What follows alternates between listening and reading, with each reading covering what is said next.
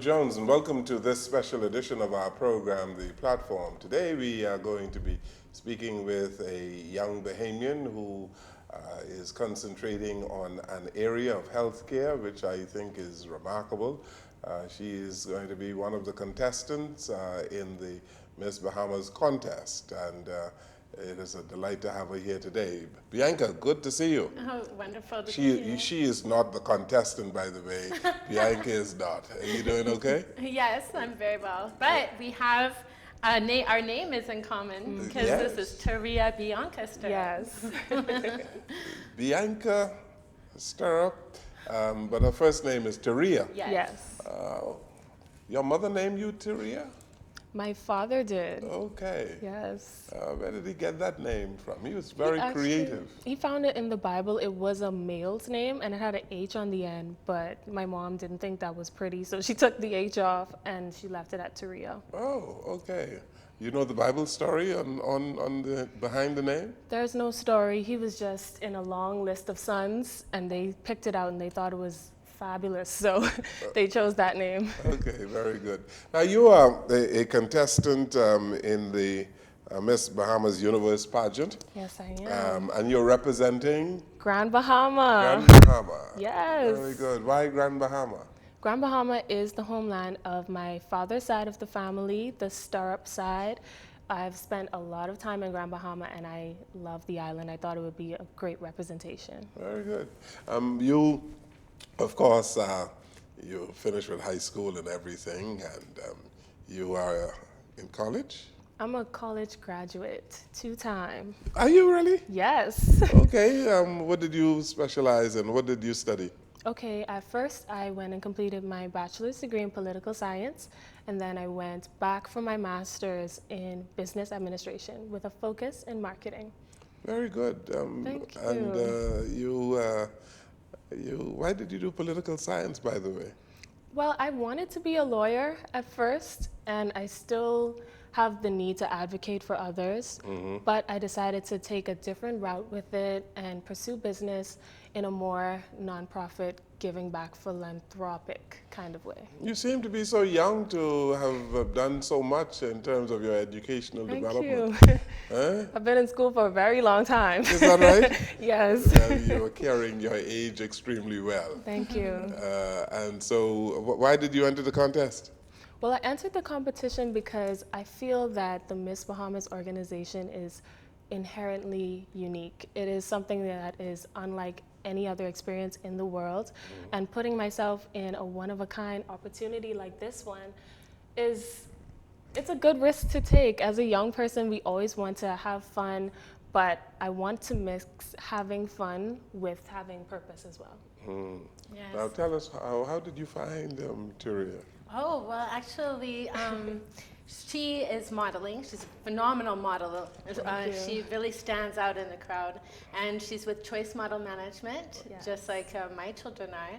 And they actually, my daughter and her had the opportunity to model together at Anthea Bullard's fashion show that she did. Oh, yes. The Hardor collection that we saw. Yes. And so she really stood out. Actually, I have some footage that we could play on that as we speak too. Oh, very good, very good. So you're a model as well, eh? Yes. So you still want to be a lawyer? I think that should be something that'll come later on as Down a the career road? change. Yeah. Okay, all right. But so where do you work now? So currently I am a professional model, but I also work in the field of marketing with Bahamas Fashion Week. Very good. Yes. I need to get up to speed with all of these things, you know. Now you are among 11 contestants. 11, yes. And you've been having a good time because the contest is, the pageant is on Sunday? Yes, it's Sunday coming August 18th at the Atlantis Theater, and tickets will be available online. And I'm sure you hope to win that pageant. Yes, you're a Fingers positive crossed, thinker. prayers up. I'm praying every day for it. Yes, yes. What is your, there are many people who have been in that contest. As a matter of fact, recently I saw a former Miss Bahamas who won the pageant. I think it was in '67 or '68 in Grand Bahama. Still looking beautiful. Have you met any of the Miss Bahamases of the past? Yes, I've had the opportunity to be encouraged by a lot of former queens. They've reached out to all of the contestants and really gave us a word of encouragement, a real strong word, because it really takes a lot of strength to do a beauty pageant. I've spoken with queens like Miss Glennis Hanna, Miss Tommy Culmer, Yasmin Cook, a lot of queens, you know, former, young and old. I don't want to say old, but yes, a lot of queens. Well, what would be Miss Bahamas being? What would that mean to you as a Bahamian? What would it mean to you, really, to be Miss Bahamas if you would win? Well, Miss Bahamas, firstly, is an amazing honor to have. It is much more than just a crown and sash. It really is an ambassadorship, and it really is almost a role model. You know, there are a lot of young ladies in our country who need someone to look up to, and I think that the mantle that Miss Bahamas is so important in our society, and it would be an immense honor to be given that platform. Yes. I see from a little information that I got, you want to do some work with people who are affected with dementia or suffering from dementia. Yes. Why that concentration? I chose that platform because it's very personal to me. My grandmother was diagnosed with dementia a few years ago, and I know the emotional toll that it takes on a family and on an individual. And I know also, because of expressing this platform publicly, there are a lot of persons in our society that deal with the same thing. And unfortunately, it's almost taboo in the Bahamas to speak on mental illness in old age. And I think that to destigmatize that, we have to start with awareness and education so that we can make changes in the future. Yes, you don't hear very much about it, but you do hear of the missing elderly people. Right. All of a sudden somebody's missing. Right. And I wondered how they actually would get missing, or how to prevent that, or what you could do. Unfortunately, I've had the experience with my grandmother where she did go wandering and we didn't know where she was. And the issue is, we have to remember that dementia patients are adults. They're full-grown adults, so they still act independently. And even though they may think that they're able to, you know, take care of themselves and respond cognitively, it's very difficult for them to stay coherent for a long period of time. So it's very important that we speak on it. It's very important that we know the characteristics that identify someone that may have dementia, so that if we do have missing persons, it will be easier to locate them. And what are those characteristics that we should look out for? Okay, so a dementia patient, if they are lost and wandering, you would see them walking with purpose 1 second and then they would stop. And then they would fumble around and look for something that would help them, because my grandmother, I know personally, she is very attached to her things, her belongings, because they give her a sense of memory. So what she would do is she would fumble around in her bag and look for things. So she would just be standing there for the longest time, you know? But it's little triggers that we have to pick up on, and we have to ask questions. Luckily, someone asked my grandmother, "Where are you going? You know, like, are you okay? Who are you supposed to meet with?" And when the lady realized that she was confused, then she started to assist her, and she started to really figure out, you know, who is this woman? Do you have any identification on you? How can we help? And that is the main reason why I think that awareness is very important. Yeah, and so you want to sensitize the public on Yes. this disease, which is, I am told, caused by plaque on the brain. So it's a neurological Very disease. much so. So you've spent some time studying this, eh? Yes, because for me, because it's so personal, I've just been looking for some way to reverse it, some way to make it easier for my grandmother. And unfortunately, it is a disease that once it begins, it cannot be reversed. There is no cure that we know of. So it is very important to look into prevention.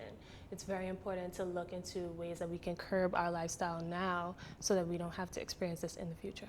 And tolerance, patience, tolerance, these are very important for members of families, of people who have dementia, Right. to be aware of that they have to be very tolerant, very patient with these people, right? Yes, it can be very frustrating. Yes. Because, you know, sometimes patients, they simply don't know what they're doing.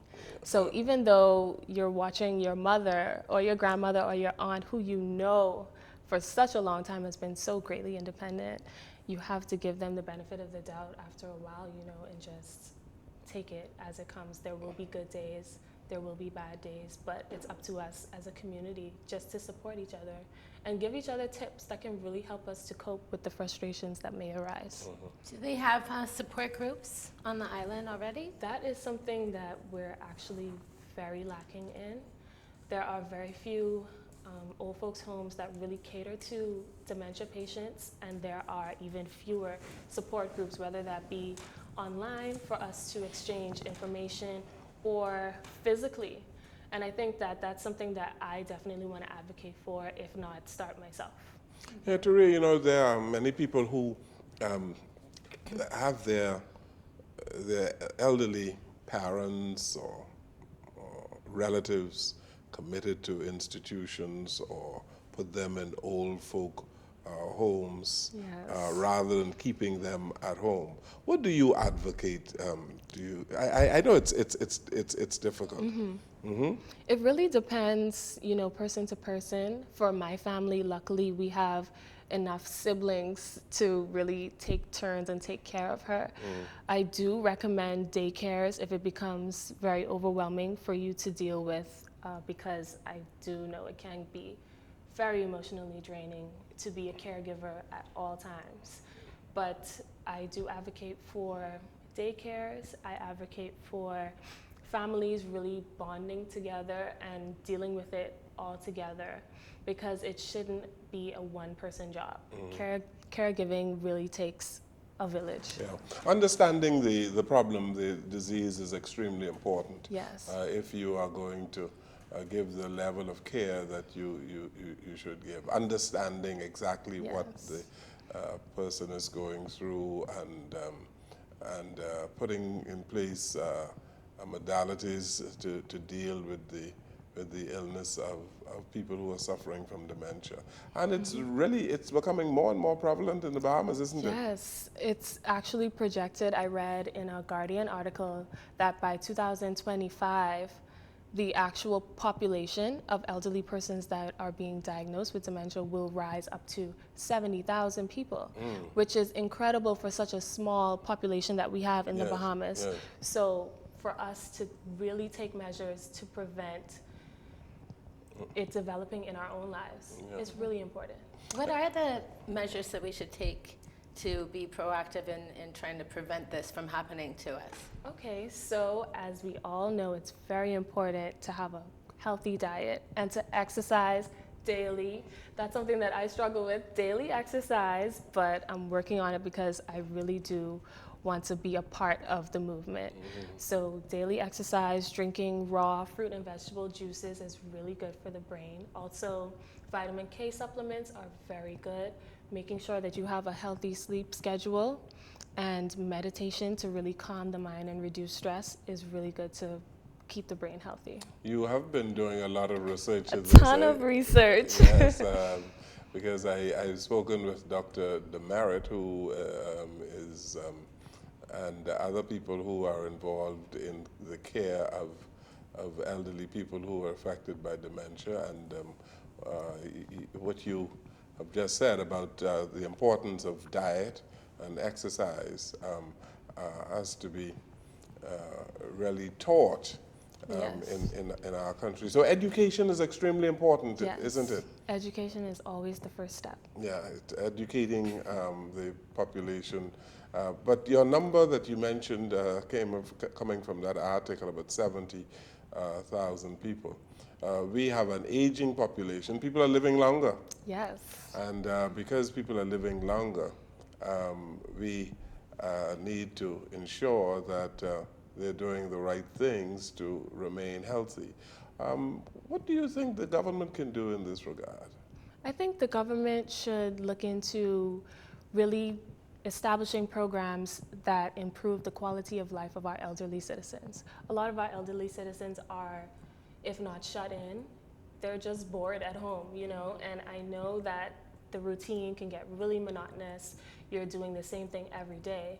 And if we develop more of a community that embraces our elderly people rather than, you know, letting them be by themselves in their garden or something like that, I think that would be a great step for the Bahamian government. Yeah, a whole lot of people are just languishing at home, and they do not have the support from and communicating with them is extremely important, right? Yes. Having someone to talk with these people so that they can exercise their minds, eh? Yes, it takes a lot to really stay mentally cognizant. You really have to put in the effort with people, not just dementia patients, but elderly people in general. You want to go and visit them, sing to them, read to them, things like that that make them feel that they still matter in society.